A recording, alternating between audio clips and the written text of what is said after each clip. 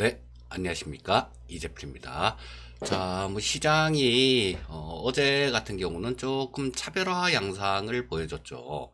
코스피 시장은 강보합 정도에 머물러 있는 반면에 코스닥 시장은 1.5% 정도나 급등하면서 마감했고요.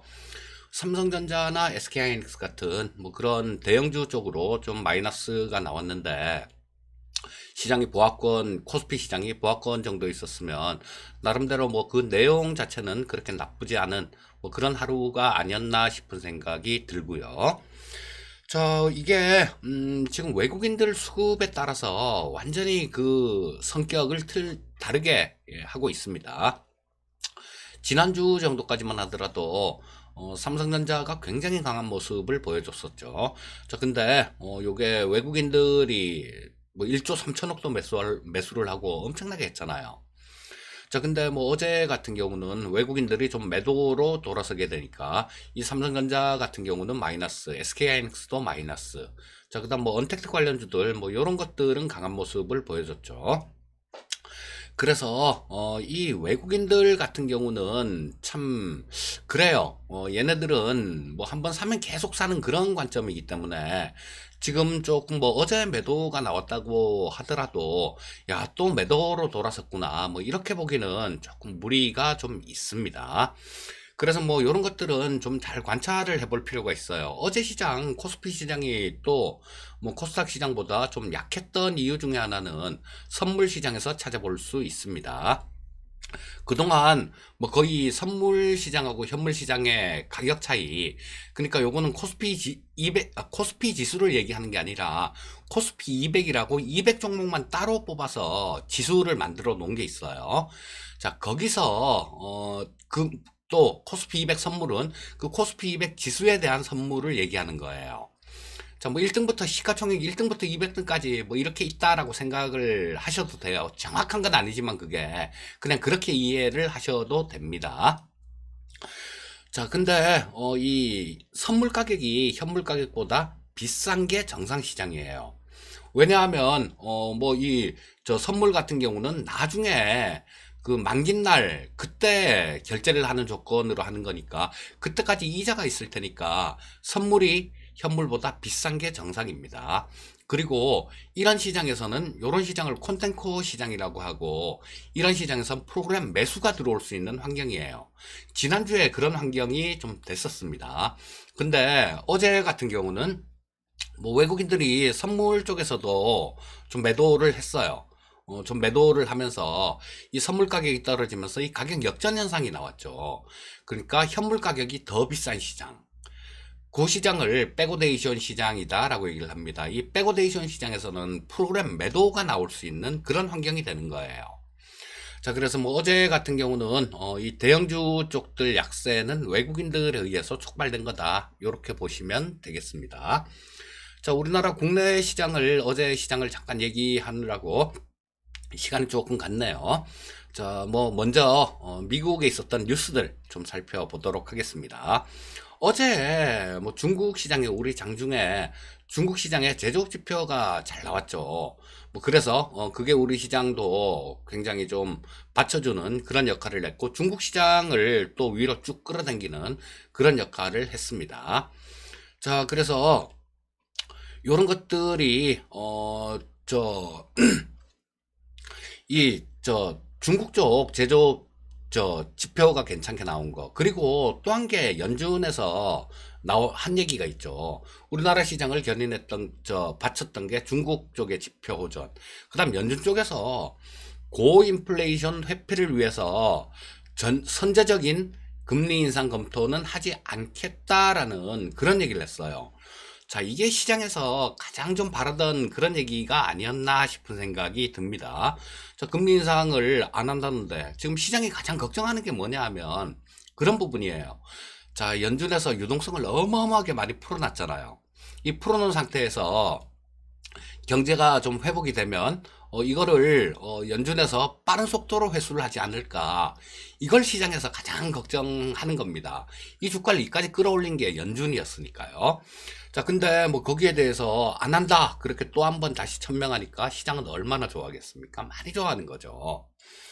자, 그런 내용이 있었다라는 거. 그리고 예, 글로벌 폭군, 예, 우리의 트럼프 대통령 각하께서 그런 얘기를 했죠.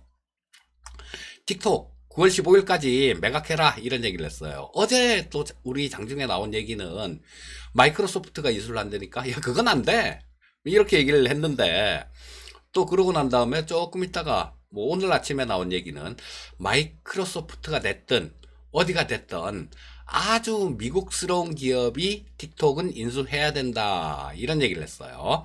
틱톡한테는 9월 15일까지 매각 안 하면 미국에서 장사 못할 줄 알아 그렇게 얘기를 했고요. 야 이거 참 뭐 스파이 행위를 했는지 안 했는지 모르겠어요 저는.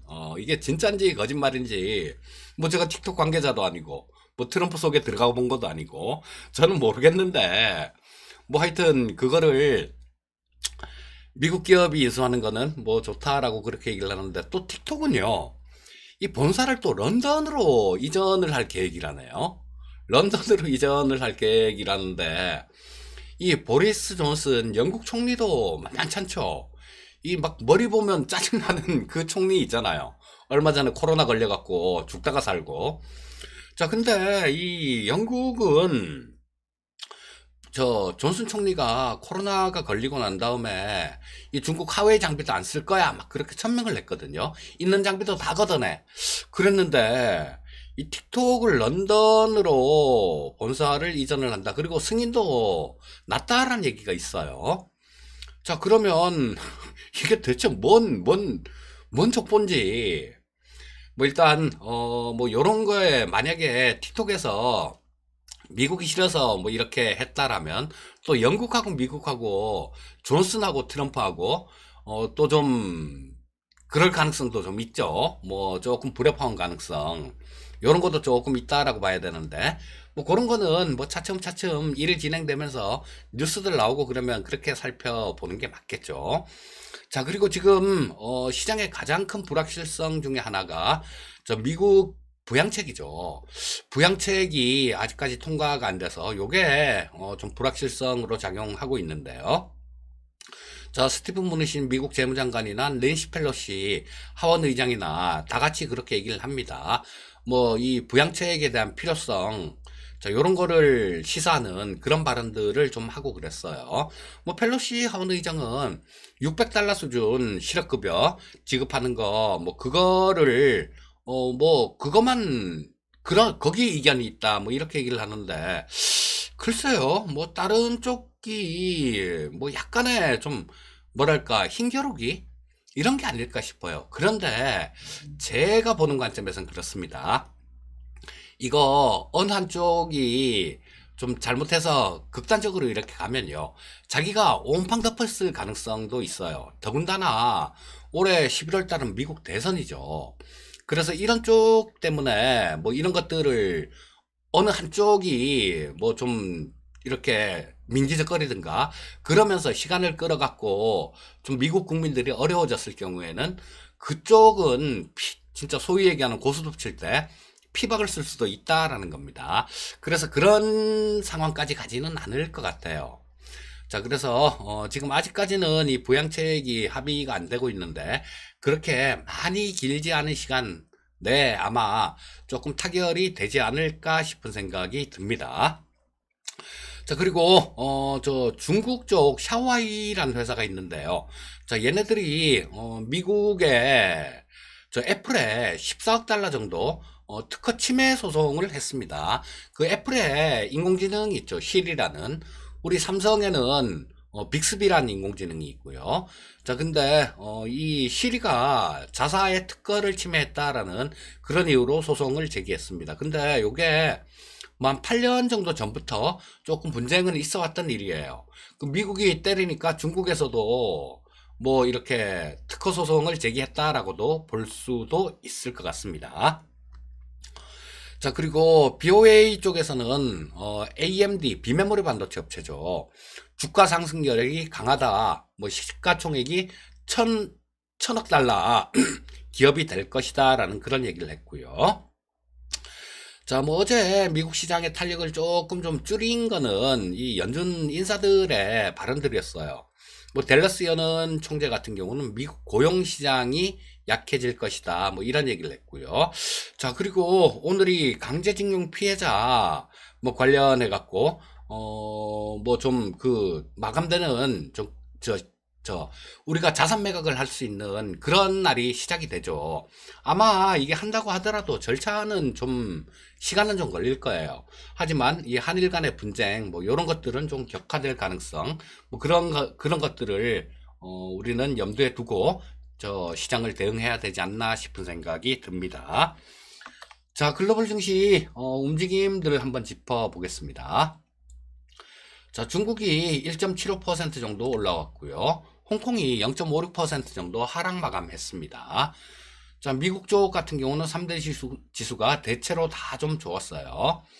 여기 다우가 0.89% 정도 상승 마감, S&P 500이 0.72% 정도 상승 마감했고요.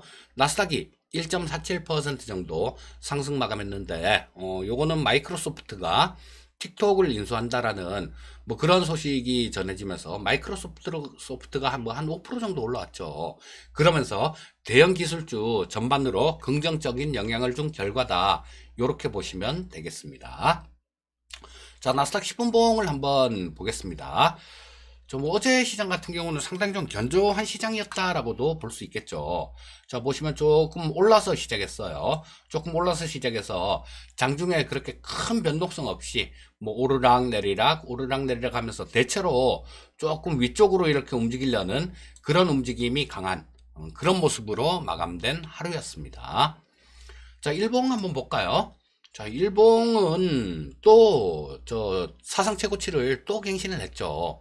1902포인트로 마감됐는데요. 자, 뭐 요거는 뭐 그렇게 의심할 바 없는 그냥 상승 추세를 유지하고 있다. 요렇게 보시면 되겠습니다. 자, 이쪽 국내 증시 수급 동향 한번 짚어 보도록 하겠습니다. 자, 이게 아까 조금 좀 말씀드렸듯이 외국인들이 이틀째 조금 팔았습니다. 자, 보시면 저 외국인들은 어제 2,700억 정도를 순매도하면서 시장에 조금 하락 압력으로 작용했고요. 기관은 어제로서 뭐 5일 연속, 규모도 그렇게 작지 않은 규모죠. 자, 기관이 어제 3,796억, 뭐 엊그저께는 한 3,800억 정도를 매도했었고 5일 연속 순 매도하는 모습으로 마감됐고요. 자, 코스닥 시장 한번 짚어보겠습니다. 코스닥은 약간 좀 틀렸죠. 이 수급이 뭐 얼마 안 되는 이 수급이 코스피 시장 쪽에서 많이 매도하고 코스닥 시장에서는 기관이나 외국인들 공이 조금 매수를 했죠. 467억 정도 순 매수하는 모습이었고 외국인들, 기관이 34억 정도 순 매수했습니다. 그래서 요 수급의 차이가 어제 코스피 시장은 강보합 정도에 머물게 했고 코스닥 시장은 상당히 강한 상승을 보인 그런 결과로 나타난 거죠. 자, 선물 시장 한번 보겠습니다. 이 코스닥 선물도 있어요. 근데 코스닥 선물 같은 경우는 이 거래량도 미미하고 신경을 안 써도 되기 때문에 이 코스닥 시장은 안 보는 겁니다. 코스닥 선물은 안 보는 거예요. 자, 개인 투자자들이 122억 정도 매도했고 외국인이 2,419억 정도를 매도했습니다. 개인은 122억 매수네요. 그 다음 기관이 2237억을 순 매수하는 모습이었고요. 자, 그러면 외국인들 같은 경우는 뭐 코스피 시장에서 매도를 하고 선물도 매도를 하고, 자, 그럼 대형주 쪽으로 프로그램 매도, 선물 매도를 하면서 또 프로그램 매도가 일정 부분 나왔다라고 볼 수 있는 그런 분위기겠죠. 자, 옵션 시장 외국인들은 콜옵션을 18억 정도를 매도했어요. 자, 그리고 금융투자는 콜옵션을 19억 정도 매수를 했습니다. 외국인들은 콜옵션 쪽에서만 보면 조금 몇 프로 기거나 좀 아래로 움직이면 좋은 포지션을 어제 보였고요. 금융투자는 콜옵션 쪽에서만 보면 위쪽 방향이죠. 자, 근데 이게 누적 포지션이 그렇게 많지가 않아요. 외국인들이나 금융투자나 이 누적 콜옵션 쪽 누적 포지션이 그렇게 많지 않기 때문에 뭐 크게 신경을 쓰지 않아도 될 것 같고요. 자, 내일이나 모레 정도는 다음 주 목요일이 옵션 만기니까 뭐 누적 포지션도 한번 짚어 보겠습니다. 자, 저 풋옵션 쪽에서도 외국인들은 매도를 했어요. 자, 그럼 양매도, 콜도 매도를 하고 풋도 매도를 하고, 요거는 옆으로 조금 횡보하면 좋은 그런 포지션이 나오는 거죠. 자, 외국인들은 금융투자 쪽은 콜옵션 아까 매수를 했었죠. 풋옵션도 매수를 했습니다. 양매수. 그러니까 좀 어느 방향으로든 위든 아래든 크게 좀 움직이면 좋은, 자, 그런 포지션을 금융투자는 어제 구축한 그런 모습이었습니다. 자, 일단 뭐 수급은 요 정도로 짚어 보기로 하고요. 자, 우리나라 코스피 시장 10분 봉을 보면서 또 흐름부터 간략하게 짚어 보도록 하겠습니다. 자, 어제 장 초반에 좀 쭉 밀리는 모습이었죠. 장 초반에 좀 이렇게 좀 밀렸다가 뭐 조금 시장이 좀 진행돼 감에 따라서 바닥을 잡는 그런 모습이었고요. 자, 상승 시도를 했다가 또 좀 밀렸다가 또 이 중국 시장 쪽 저 상해 종합지수가 상당히 좋은 모습을 보여주니까 우리나라도 같이 뭐 시간이 지날수록 조금 강해지는 그런 모습으로 마감이 됐는데, 뭐 지수는 강보합권 정도, 그러니까 좀 빠졌다가 그걸 만회한 수준, 그 정도 수준으로밖에 안 되는 거죠. 자, 코스피 시장 또 일봉을 보면서 저 투자 전략까지 만들어 드리는 시간을 가져야죠. 자, 코스피 시장 일본 같은 경우는 지금 뭐 특별하게 계속 드리던 얘기, 그런 얘기를 드릴 수밖에 없어요. 뭐 상승 추세 같은 경우는 유효합니다. 그리고 저 22평선 자체가 좀 이렇게 위쪽으로 좀 이렇게 강하게 올라오고 있는 그런 모습이기 때문에, 자, 우리 시장에 대해서 매일매일 오를까 빠질까 오를까 빠질까 요런 거를 사실 투자자들은 그렇게 크게 걱정을 할 필요는 없어요. 왜냐하면 시장 뭐 오르는 상승 추세에도 오르락 내리락 오르락 내리락 이러면서 올라가게 돼 있고요. 저 빠지는 하락 추세상에서도 그냥 줄줄 빠지지만은 않습니다. 빠졌다가 반등 나왔다가 빠졌다가 반등 나왔다가 이런 모습으로 되게 되는데요. 물론 그 형태는 그렇게 비슷하게 움직이지만 그 폭은 틀려요. 오를 때 폭보다 빠질 때 폭이 훨씬 더 무섭죠. 그래서 이 파생 시장에서 매수 포지션을 롱 포지션이라 그러고요. 이 매도 포지션을 숏 포지션이라고 얘기를 하는 겁니다. 이 저 빠지는 장에서는 강하게 그냥 세게 때리고 저 강하게 좀 하락하는 그런 특성이 있고요. 상승장에서는 계속 꾸준히 뭐 우리 속된 말로 꾸역꾸역 올라간다 그러죠. 그렇게 움직이는 경우가 굉장히 많아요. 물론 뭐 꼭 그런 건 아닌데 반대의 경우도 있지만요. 자, 왜 어떤 얘기를 드리고 싶어서 이런 얘기를 했냐면요. 지금이 꾸역꾸역 올라가는 시장이지 않습니까? 조정을 받을만 하면 또 올라가고 조정을 받을만 하면 또 올라가고, 자, 이게 언제 이런 시장이 끝날지는 알 수는 없어요. 하지만 아직까지는 좀 시간이 지나고 또 어떤 뭐 다른 변수가 발생하거나 아니면 기술적으로도 어떤 그런 신호가 좀 그런 사인을 이렇게 시장이 주면 그때는 뭐 그렇게 좀 생각을 바꿔야 되겠지만 아직까지는 생각을 바꿀 필요가 없습니다. 주요 맥점만 잘 잡아내시면 돼요. 자, 우리 3월 달에 바닥을 찍었죠. 여기서 하루하루 주가 움직임, 그러니까 오늘 오를까? 내일 오를까? 내일 빠질까? 이런 걸 생각을 하신 분들하고 그때 바닥을 잡아내고 상승 추세로의 전환이야 라고 생각하고 그 시장에 몸을 던진 투자자들, 어떤 투자자들이 수익이 클까요? 매일매일 정말 많이 신경 쓰신 분들보다 저 뒤에 말씀드린 시장의 그 큰 추세, 큰 틀, 그거 하나 잡아내신 분들이 수익이 훨씬 클 거예요. 자, 지금도 마찬가지 이런 말씀을 드리고 싶은 겁니다. 자, 지금은 상승 추세 선상에 있는 시장이고 아직까지 뭐 어떤 이 상승 추세를 훼손시킬 그런 악재라든가 뭐 기술적으로도 그런 부분들이 나오고 있는 건 없습니다. 그렇다면 뭐 좀 중간중간에 있는 그런 조정을 겁낼 게 아니라 일단 뭐 중간중간 그런 조정이 있을 것 같으면 약간의 현금 비중을 늘려놨다가 또 괜찮으면 다시 투입하고 요 정도는 필요해요. 요 정도는 필요한데 시장을 그렇게 안 좋게 볼 이유는 없다라는 거. 자, 오늘 시장도 뭐 좀 긍정적인 마인드로 그렇게 보고 접근을 하시면 좋겠습니다. 자, 항상 성공 투자하시고요. 저는 이따가 뭐 종목을 하나 좀 이렇게 영상을 만들어서 올려드릴까 싶은 생각이 있습니다. 뭐 영상을 만들게 되면 이따 오후에 뵙고요. 아니면 내일 뵙도록 하겠습니다. 감사합니다.